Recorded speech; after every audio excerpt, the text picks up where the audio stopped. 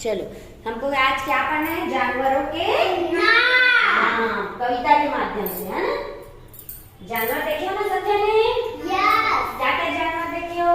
Giraffe, elephant. Hindi में बोलो ना बेटे, छोटे बच्चे हैं ना, हिंदी में हम लोग पढ़ाते हैं ना। चलो बताओ, कौन सा जानवर देखा है तुम? शेर देखा है। देवांशी कौन सा जानवर देखी है? बता दे, जानवर का नाम नहीं जानती? जानती तो है तुम। और क्या है? तो देखो उधर क्या क्या जानवर है, देखो। और क्या है? और क्या जानवर है? देखो उधर, देखो क्या चित्र बना है? बड़ा जानवर भी है। खरगोश, देख रहे हो ना खरगोश? कौन सा जानवर देखी है बेटा? अच्छी बेटी है ना मेरी? हाँ, जल्दी बता दे कौन सा जानवर देखी है? हाँ देखो, जिराफ देखी है। और घर में कौन सा देखा है बेटा? भालू देखा है। वहाँ पर चलता है ना, क्या बोलते हैं? कौन सा मंदिर बोलते हैं ना, झलक से आगे है। भालू देखने जाते हो ना? चंडी मंदिर, है ना? देखे हो ना?